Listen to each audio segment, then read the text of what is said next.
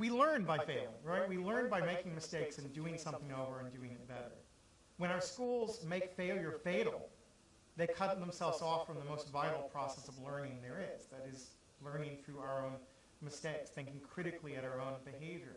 And in schools, let's face it, failure is fatal. You know, you don't do well on that standardized test and you're out. I don't think we can afford to give up on schools, but I think schools have increasingly cut themselves off from the main flow of the society.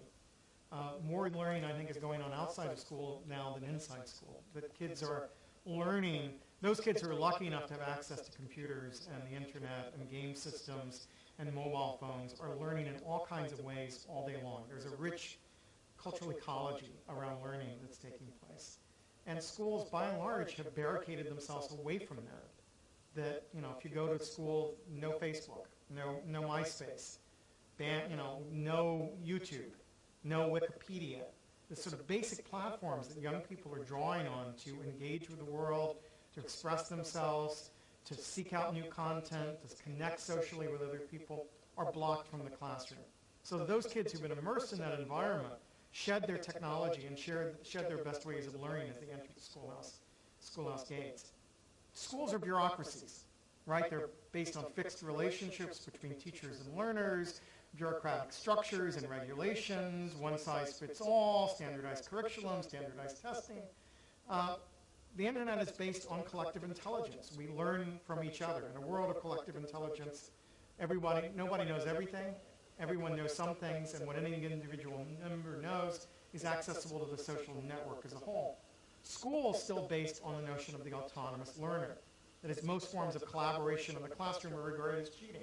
So there's a fundamental ideology at stake here between the kinds of social structures that are emerging online and the kinds of rigid governmental structures that have shaped education, at least for most of my lifetime.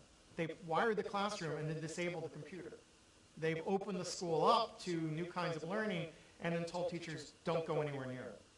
And even if you bought the scenario, the danger scenario, that kids are at risk if they enter, say, MySpace, wouldn't we be better off as a society if we had educators who knew about the risk and the benefits of that and how to manage that risk, talking frankly to kids about what they needed to do to be safe and ethical online, than saying, this doesn't belong in school and we're going to close the schoolhouse gates and you're going to have to deal with it on your own. You know, we talked for 20 years about the digital divide, which was about how do we ensure every kid in America has access to network computer technologies. Well, what we now need to focus on is access to the social and cultural experiences that emerge around those platforms. And that sense of empowerment, entitlement, desire to participate. Those are things that are emerging almost organically in some homes, that those homes where people are spending a lot of time online and adults are knowledgeable in helping young people sort through their experiences online.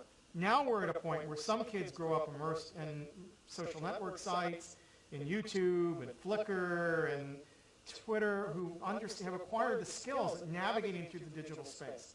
And those kids have a habit of mind, a way of processing information that is going to serve them well in school and to serve them well in the workplace of the future. Those kids who haven't had those experiences are being locked out. And the problem is when we lock those experiences out of school as well, there's no way for them to catch up. Schools are our best tool for allowing those kids who are being left behind to acquire the skill and the sense of self-confidence that will allow them to more meaningfully participate in that environment. I think that schools will do better by exposing kids to the ways they're going to be thinking and working and creating and collaborating in the future than protecting them from it. Because where are they going to learn those skills? Where are they going to master that knowledge except through schools? So yes, I think if you want to send a kid to a summer camp where there's no technology and they spend time in nature and they swim in Walton Pond, you know, fine. But if that's your primary mode of education, I'm a little suspicious of it. Not because it shouldn't be an option that parents have available, but it's an option that I would recommend against because it does leave kids disarmed and falling further and further behind in the skill sets that are going to be needed for them to function as adults in the 21st century.